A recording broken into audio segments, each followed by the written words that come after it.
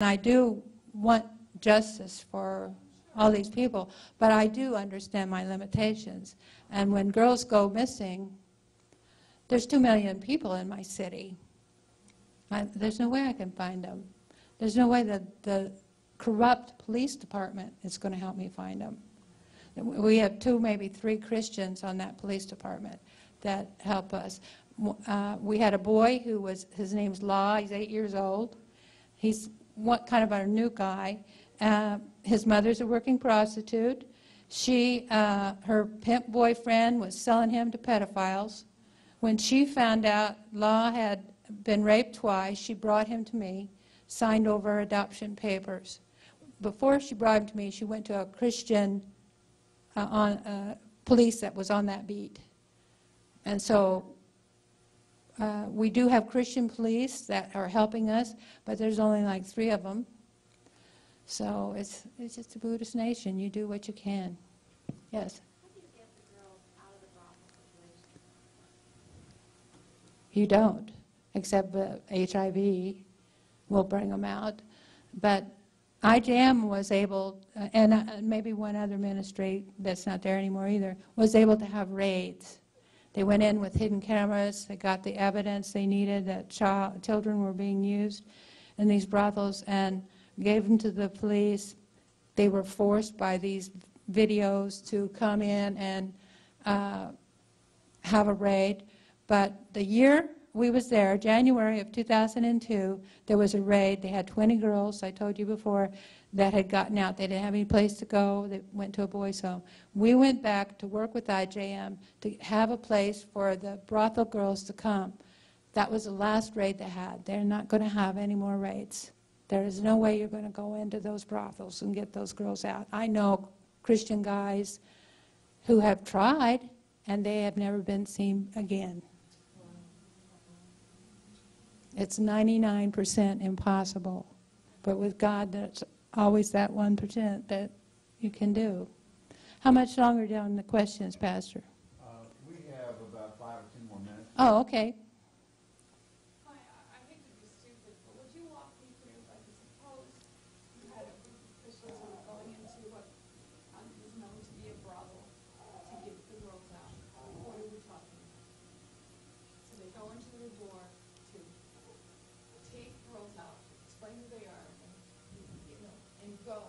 I believe you when you say it's very, very, very difficult. So what's likely to happen? Okay, I'll tell you a true scenario, a true situation. There was the Russian mafia is down in Pattaya. We have Asian mafia in Phuket, in Chiang Mai, and Bangkok. Russians don't mess around. There was a tour group of Russian people there just on vacation. 2 of the women asked if they could go independent from the tour and walk around and see for themselves and shop for themselves like that. They had been to Thailand before, so they said, yes, you could. The next day, those 2 girls were on a lounge chair on the beach, and a Thai guy comes up on behind in a motorcycle, gets out, shoots them 9 times in the back, each one dead. Now, what caused that? Those girls walked into the wrong place at the wrong time and saw the wrong thing. And they were not going to leave the nation with any cameras or anything that they could testify about bad publicity, bad tourism for the nation of Thailand. So it's very dangerous. So that was the government that killed them? No, no. Nobody knows who did it. It's like that. But they saw the wrong, they went into a brothel maybe. I had Biola University in California. I had a small team there came, and they wanted to go down to brothels. I take them down, and the girls sit out front in the hot summertime and talk to guys as they drive up and down the street, looking the girls over to see which one they want to buy. And I said, you can go and talk to these girls. They all speak English. And I have a boy girl here on this side of the street. I have a Biola guy girl on this side of the street. I said, you don't go inside the building. My husband and I are going to be waiting right here. I talked to my one brothel that I deal with a lot. And then I went and sat and waited in the car. Next thing I know, there's a knock on the window. So it's one of the Biola guys, the leader. And I said, oh no, what is this all about? So I rolled the window down and I said, what is it? We can't find the two girls. That is not what a missionary likes to hear, especially human trafficking ministry. So I said, okay, where was the last time you saw them? So I walked with them and I started talking to the girls. Do you remember seeing American girls anywhere around here? And they said, no. I went to the next building. These are just one brothel building after another, all up and down the street of about 2 miles. So the second building, the girls said, yeah, they're in this one. So I walk in. Now, the first floor is totally gutted because of floods all the time. It used to be a bar, but it's just typical brothel now. But upstairs, like in the old saloon days, were the working girls, being held by force, no doubt. Their pimps were all, I walked up the stairs, their pimps were all behind this little alcohol bar. And down at the very end of the hall this way, I saw the two girls sitting on a bench talking to a taxi driver. And what had happened was they had to go to the restroom. They were looking for a restroom. But the pimps all speak Thai. None of them speak English. They were shocked when these two women came up the stairs. They were shocked when I came up the stairs. What is going on here? They were saying to each other, what are we going to do with these Americans? So they said, come here, sit down next to me. And listen to this taxi guy. He brought customers in that third door. I said, how do you know he's in that third door? She said, because we looked in every one of the bedroom doors for the restroom.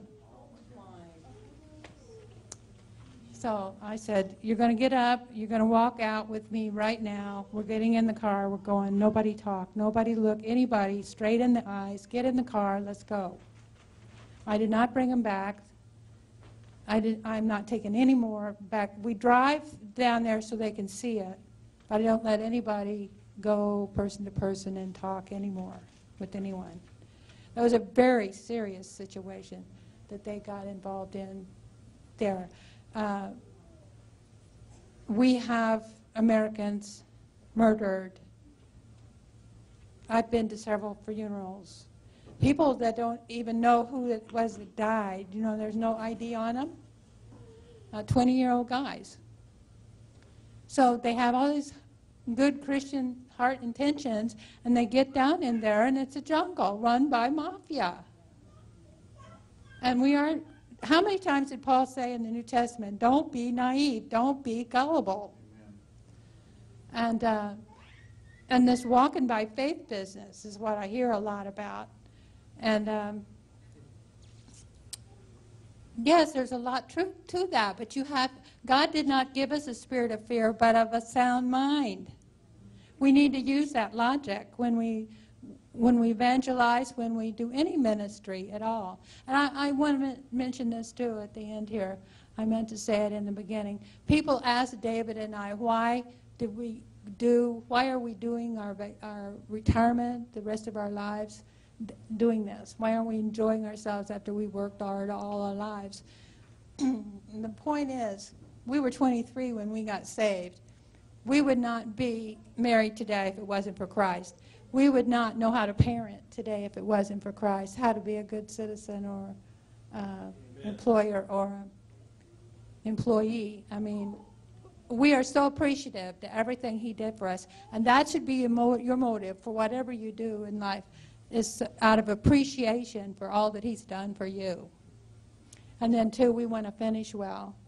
We don't want to come up to that, finish that race and not cross that line. We want to cross it like we're running the gold at the Olympics. Amen. That's our plan. And that should be your plan. You need a plan. You need a dream. You need a vision. And you need to know that you can, as ordinary people, do every bit of what we've done this past 9 years. And we've got a lot accomplished in a short amount of time. And I think it's because of our age, because we're senior citizens, that God has let us go so fast like this. I don't think it's always the case. when you start out in the world mission field. But because our time isn't as long as what maybe somebody else has had, he's graced us with moving along really fast and not with a whole lot of stress and complications. So I appreciate that, and I give him all the glory for everything. So that's it then, Pastor. Did you want to say a prayer for Abba House? And all that I've shared, too, I don't want it to leave their hearts.